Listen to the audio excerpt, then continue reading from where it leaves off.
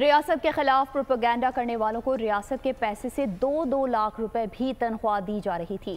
کچھ بھی ڈھکا چھپا نہیں تھا۔ بول کے پروگرام ایسے نہیں چلے گا میں نگراں وزیر اطلاعات خیبر پختونخوا فیروز جمال نے خوفناک انکشافات کیے۔ کہا ان لوگوں نے گالم گلوچ کا کلچر عام کیا، معاشرے کو تباہ کر دیا۔ ایسے لوگوں کے خلاف سخت کارروائی ہوگی۔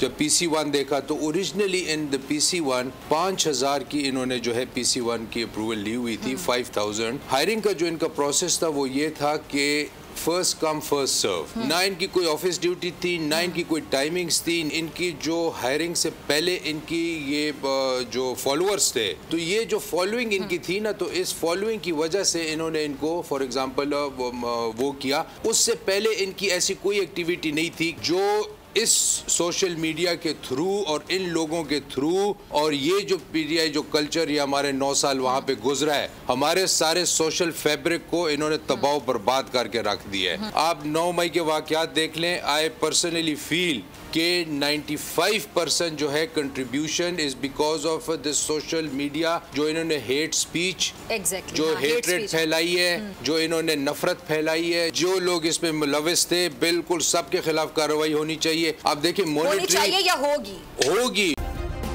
سبسکرائب کریں اور بیل دبائیں تاکہ کوئی خبر رہ نہ جائے۔